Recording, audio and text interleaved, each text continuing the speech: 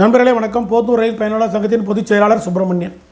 பொள்ளாச்சி நாடாளுமன்ற உறுப்பினர் மாண்புமிகு ஐயா திரு ஈஸ்வரசாமி அவர்கள் ரயில்வே அமைச்சர் மாண்புமிகு திரு அஸ்வினி வைஷ்ணவ் அவர்களை சந்தித்து பல்வேறு கோரிக்கைகளை முன்வைத்துள்ளார். கடிதம் மூலியமாக கொடுத்துள்ளார். குறிப்பாக போத்தனூர் ரயில் நிலையம் சம்பந்தமாக பிரத்யேகமாக தனியாக கடிதம் ஒன்றை கொடுத்துள்ளார்.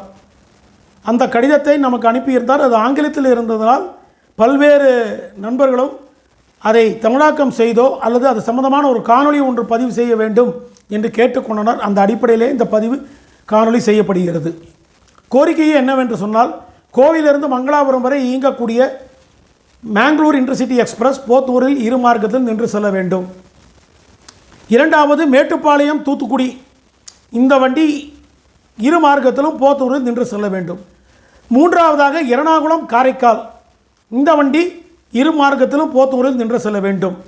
இந்த எர்ணாகுளம் காரைக்கால் வண்டி நின்று செல்லும்போது வேளாங்கண்ணி செல்லக்கூடியவர்கள், நாகூர் தர்கா செல்லக்கூடியவர்கள், திருநள்ளார் செல்லக்கூடியவர்கள் அவர்களுக்கு இந்த வண்டி மிகவும் பயனுள்ளதாக இருக்கும்.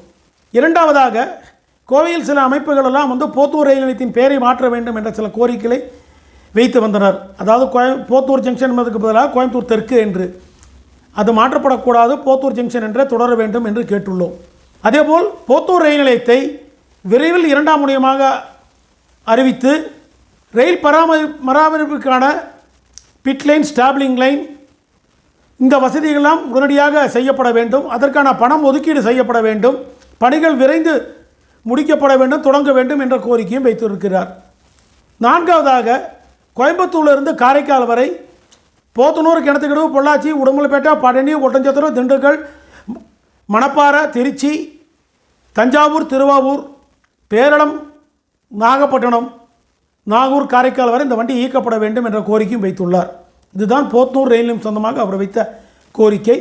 இந்த காணொலிக்கு பிறகு இன்னொரு தனியாக ஒரு காணொலி நாம் பதிவு செய்வோம். அதில் பொள்ளாச்சி, உடுமலைப்பேட்டை சம்பந்தமாக என்னென்ன கோரிக்கைகள் வைத்திருக்கிறார்கள் என்று தனியாக பதிவு செய்கிறோம். நன்றி, வணக்கம்.